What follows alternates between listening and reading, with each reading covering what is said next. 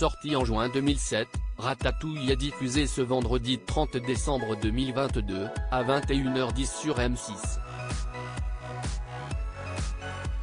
L'occasion de se replonger dans les aventures attendrissantes d'un jeune homme et d'un rat, qui se lient d'une amitié bien particulière au restaurant Gusto, tenu par un chef pas net du nom de Skinner.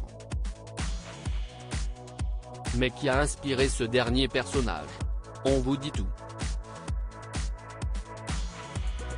Ratatouille, récompensé par le Golden Globe 2008 du meilleur film d'animation, met en scène Rémi, un jeune rat qui rêve d'être chef cuisinier, et dont la recette de la ratatouille paraît irrésistible. Le chef-d'œuvre de Pixar, qui se déroule principalement à Paris, révèle des images et un scénario onirique, emmenant le spectateur dans un voyage culinaire plein de saveurs. Réalisé par Brad Bird, déjà oscarisé en 2005 pour Les Indestructibles, le long-métrage d'animation est diffusé ce vendredi 30 décembre 2022, à 21h10 sur M6.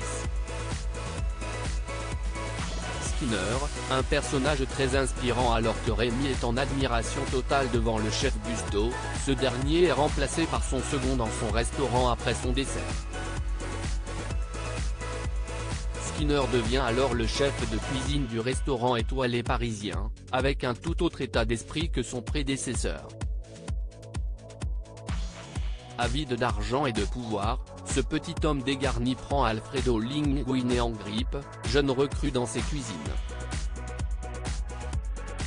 Pour ce personnage sévère, rassemblant bon nombre de mauvaises valeurs, l'équipe du film, dans lequel les humains n'ont pas d'orteils, s'est inspirée d'une légende du cinéma français, Louis de Funès, père très autoritaire, pour son aspect physique mais aussi pour sa manière d'être.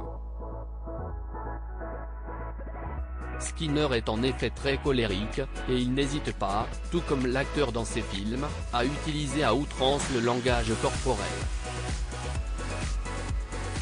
Le réalisateur déclarait s'être inspiré également du personnage de Salieri, compositeur jaloux de Mozart dans le film Amadeus, et de l'inspecteur en chef Dreyfus de la série La Panthère Rose.